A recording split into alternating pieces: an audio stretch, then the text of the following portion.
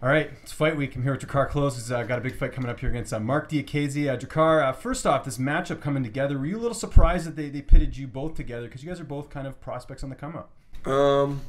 Not really, you know what I mean? It's the fight game, you know. You want to fight the best, put the two of the best together, put on a good show. It's entertainment, so hopefully we can do that Friday night. And I don't know if you've had a chance to glance at the betting odds, but you're an underdog in this fight. Are you a little surprised by that?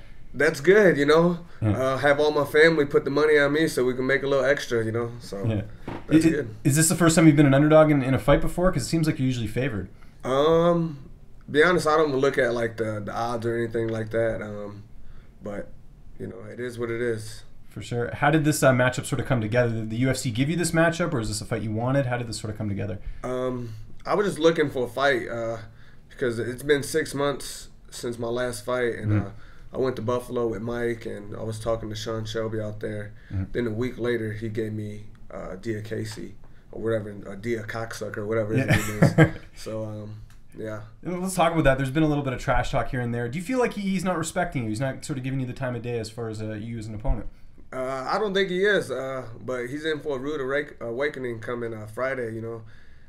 He likes to run his mouth. I think he tries to intimidate his opponents, but can't do that for me.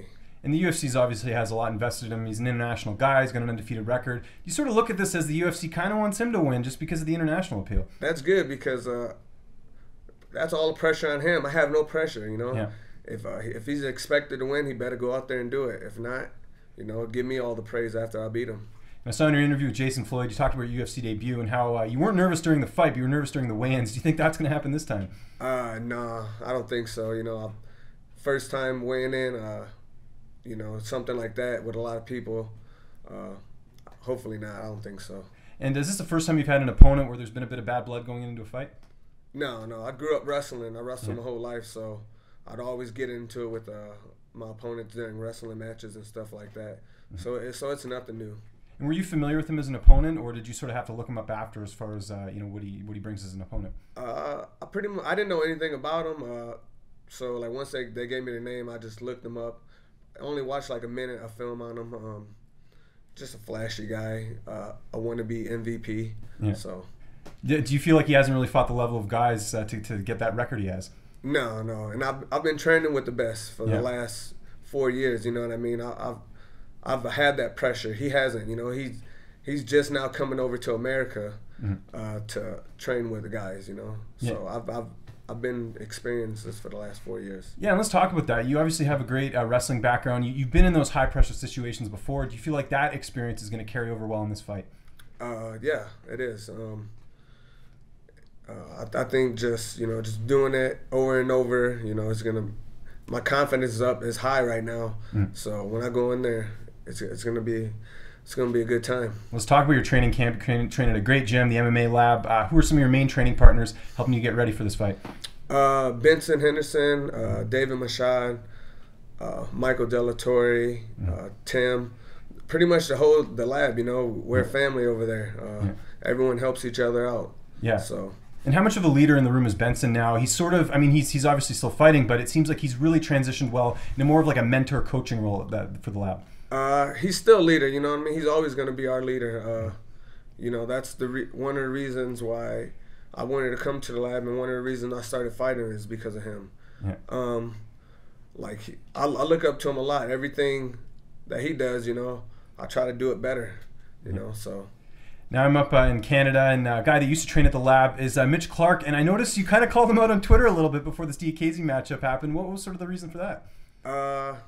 I didn't know, like, there was kind of like a little bad blood, like, or something, like when he just left the gym, and like, you know, but hey, I beat him up all the time, so I was like, hey, let me just go get some easy paycheck. Okay, so it was more of just the way he left the gym. You didn't really like that? Yeah, you know what I mean? Like, you can't be cool and then, you know, just one day just don't say anything and disappear, and then, you know, it is what it is, though. Yeah, because he went to Jackson's after that, if I'm not mistaken, for a bit, and now he's back home in Edmonton training, I think. So. Okay, yeah. I don't follow whatever he does, so. Fair enough. You got this fight to worry about. How's the weight cut going? Fights in a couple days. Everything on point? Hey, it's going good. I can't wait, you know. I love cutting weight. I don't have much to cut. So hopefully he makes the weight. and then we can fight. But they don't got any frying pans in here for you at the signature, so has it been tough to kind of cook your meals and everything? It has been. You know, I've just been eating a lot of eggs and avocado. So. Okay, that's great. Yeah. How do you sort of see this fight unfolding coming up here on Friday? With me getting my hand raised, you know, Bruce Buffer announcing my name as the winner, and me going home with 2 checks. So hopefully 3 checks. I was going to say, you see a finish in this fight then? You think you can finish him? I believe so. Okay. Wear him down. I don't think he has a gas tank. Take him into deep waters, you know. I know you're not looking past Diakiese here, but you're from Michigan. There's rumblings about that card in Detroit coming up here later this year. Is that the goal? You get a nice win here and then fight on that card? Yeah, that is. I already talked to my manager. He said he already talked to Sean.